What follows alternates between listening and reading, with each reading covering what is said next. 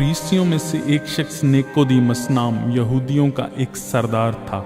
उसने रात को यीशु के पास आकर उससे कहा, ऐ रब्बी, हम जानते हैं कि तू खुदा की तरफ से उस्ताद होकर आया है, क्योंकि जो मोजज़े तू दिखाता है कोई शख्स नहीं दिखा सकता जब तक खुदा उसके साथ ना हो।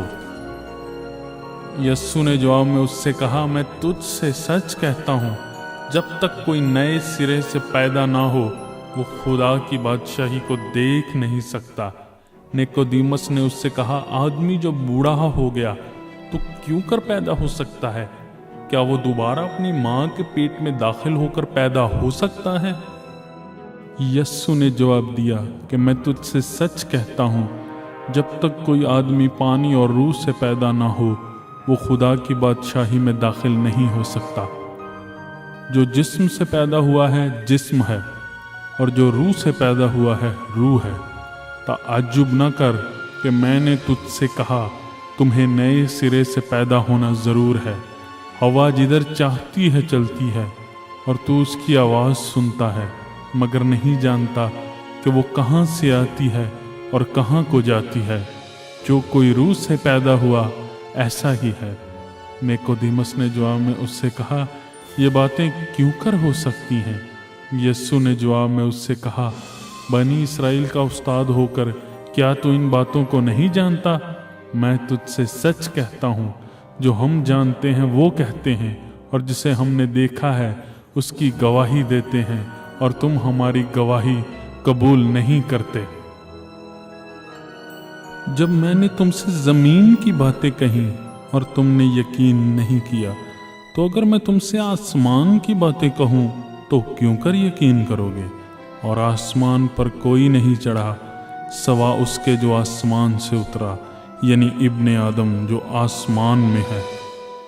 और जिस तरह मूसा ने सांप को बियाबान में ऊंचे पे चढ़ाया, इसी तरह ज़रूर है कि इब्ने आदम भी ऊंचे पर चढ़ाया जाए, ताकि जो कोई ईमान लाए उसमें हमेशा की ज़िंदगी पाए।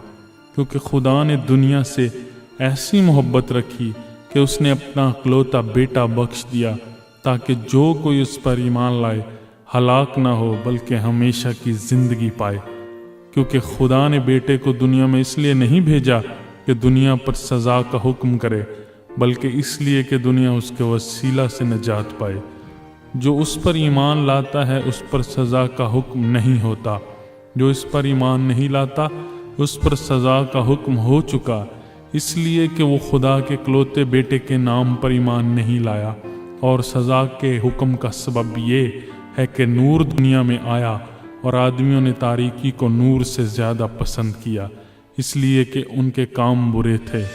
क्योंकि जो कोई बदी करता है वो नूर से दुश्मनी रखता है और नूर के पास नहीं आता, ऐसा न हो कि उसके कामों पर मलामत की जाए। मगर जो सच्चाई पर अमल करता है वो नूर के पास आता है, ताकि उसके काम जाहिर हों कि वो खुदा में किए गए हैं। बातों के बाद यीशु और इसके शागिर्द यहूदिया के मुल्क में आए और वहाँ उनके साथ रहकर बपतिस्मा देने लगा। और यूहन्ना भी शालीम के नज़दीक अनून में बपतिस्मा देता था, क्योंकि वहाँ पानी बहुत था और लोग आकर बपतिस्मा लेते थे, क्योंकि यूहन्ना उस वक़्त तक कैद खाना में डाला ना गया था। बस यूहन्ना के शागिर्दों की किसी यहूदी के साथ तहारत की बाबत बहस हुई। उन्होंने यूहन्ना के पास आकर कहा, ऐ रब्बी, जो शख्स यरदन के पार तेरे साथ था, जिसकी तूने गवाही दी है, देख वो बपतिस्मा देता है और सब उसके पास आते हैं। यूहन्ना ने जवाब में कहा, इंसान कुछ नहीं पा सकता जब तक उसको आसमान से ना दिया जाए। तुम खुद मेरे गवाह हो कि मैंने कहा मैं मसीह नहीं मगर उसके आगे भेजा गया हूँ। जिसकी दुल्हन है वो दुल्हा है, मगर दुल्हा का दोस्त जो खड़ा हुआ उसकी सुनता है, दुल्हा की आवाज़ से बहुत खुश होता है। बस मेरी ये खुशी पूरी हो गई। ज़रूर है कि वो बढ़े और मैं घटूं। जो ऊपर से आता है वो सबसे ऊपर है, जो ज़मीन से है वो ज़मीन ही से है और ज़मीन ही की कहता है। जो आसमान से आता है वो सबसे ऊपर है। جو کچھ اس نے دیکھا اور سنا اس کی گواہی دیتا ہے، اور کوئی اس کی گواہی قبول نہیں کرتا۔ جس نے اس کی گواہی قبول کی اس نے اس کی بات پر مہر کر دی کہ خدا سچا ہے، کیونکہ جسے خدا نے بھیجا وہ خدا کی باتیں کہتا ہے، اس لیے کہ وہ روح ناپ کر نہیں دیتا۔ باپ بیٹے سے محبت رکھتا ہے اور اس نے سب چیزیں اس کے ہاتھ میں دے دی ہیں۔ جو بیٹے پر ایمان لاتا ہے ہمیشہ کی زندگی اس کی ہے، لیکن جو بیٹے کی نہیں مانتا زندگی کو نہ دیکھے گا، بلکہ اس پر خدا کا غضب رہتا ہے۔